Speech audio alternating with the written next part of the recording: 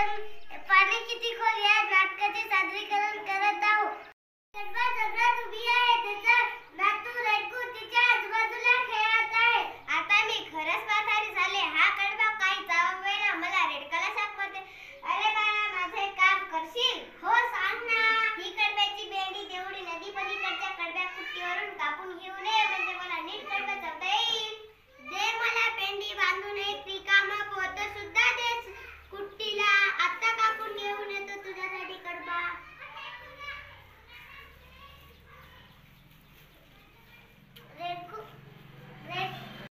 रेडकूच्या पाठीवर पेंडी बांधून देते. रेडकू उड्या मारत नदी किनाऱ्याजवळ पोहोचते. नदी तर आली, पण पाण्याचा किती मोठा आवाज येते. मला भीती वाटते. कोणाला विचारावं? ते इकडे तिकडे पाहते. त्याला बैलकाका नदीजवळ चढताना दिसतात. बैलकाका, मला नदी पलीकडच्या कडबा कुट्टीवर जायचंय. आजीसाठी कडबा कापून घेऊन यायचंय, पण नदीला पाणी खूप आलंय. मला भीती वाटते. अरे काळजी करू नको. त्या गुडघ्या इतकं पाणी तुला आरामशीर जाता येईल.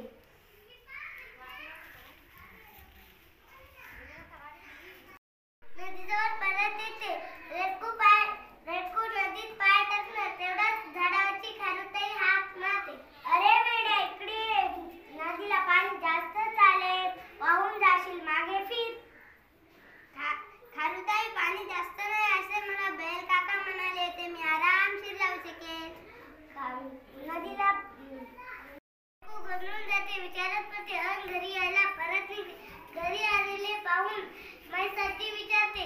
अरे परत आलास? कुट्टी बंद होती काय? आजी मी गेलोच नाही. नदीला पाणी खूप आलं. मला भीती वाटू लागली. मी परत आलो. अरे नीट विचार कर. बैलकाका किती उंच आहेत आणि खारुताई किती छोटी आहे. तिला पाणी जास्तच वाटलं ना. पण खारुताईपेक्षा तू मोठा आहेस की नाही? हो. मग तुला घाबरायचं काय कारण? खरंच की आता आलं माझ्या लक्षात. आता कापून घेऊन येतो तुझा कडबा. ते उड्या मारत नदी किनाऱ्याजवळ पोहोचते.